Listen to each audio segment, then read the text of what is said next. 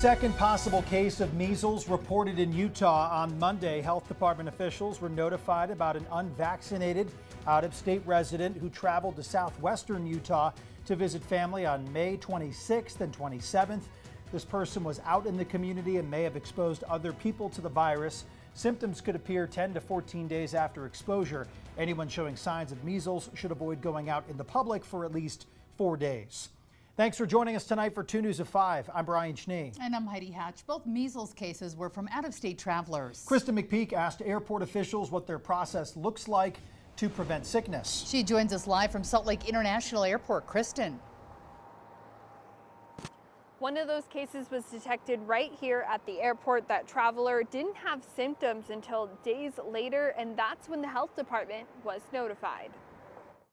Should be good to know if somebody's sick. Lewis traveled to Salt Lake from Atlanta. He says a heads up would be welcome if a passenger who is infected with measles sat near him. A report from the state health department said a passenger traveling through the airport recently was found to be infected with measles. For the most part, Lewis says he doesn't have concerns about traveling. No. I didn't hear anything about it, but it doesn't concern me about it. KUTV wanted to know more about how the airport responds to cases like these. I reached out to the airport for more information about this. They declined an interview, but I did get some information. Take a look here. When SLC becomes aware of a passenger traveling through the airport with a communicable disease or infection, we will immediately notify the county and/or state health departments. And they say they follow the recommended protocol once in touch with those departments. The airport says that they collect information about who may have been impacted, and they share that with the health department. We don't screen for sickness. We don't have any equipment that would do that.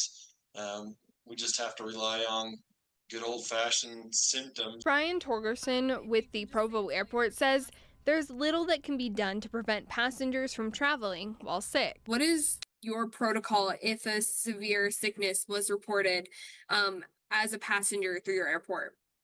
The first thing is trying to identify what the sickness is and where that passenger may be. And really, we're working through the county health department to understand exactly what we're dealing with. And the Salt Lake City Airport here behind me says that if you or you know of a passenger that is sick and you are planning to travel, to contact the airline to get more information on how to move forward and understand those possible travel restrictions. Live in Salt Lake City, Kristen McPeak, KUTV 2 News.